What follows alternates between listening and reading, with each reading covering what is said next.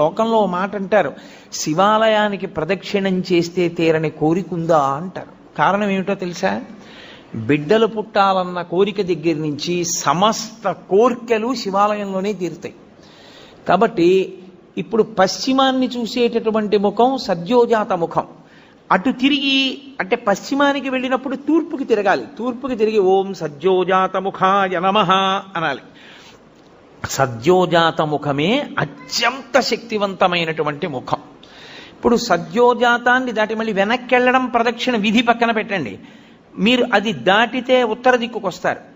ఉత్తర దిక్కుకు వచ్చినప్పుడు మళ్ళీ శివాలయం గోడకి ఎదురుగుండా నిలబడాలి. నిలబడి ఓం వామదేవాయ నమః అనాలి. వామదేవుడు అంటే ఎవరు అన్నది శివమహాపురాణం చెప్పింది. ఏమ్మా పిల్లని కాసేపు బయటికి తీసుకెళ్ళకూడదా? ఎందుకమ్మా పిల్ల ఎందో ఏదో మాట్లాడుతూ ఉంటుంది, చిన్న పిల్ల దానికి ఏం తెలుసు, కాసేపు బయటికి తీసుకెళ్ళండి.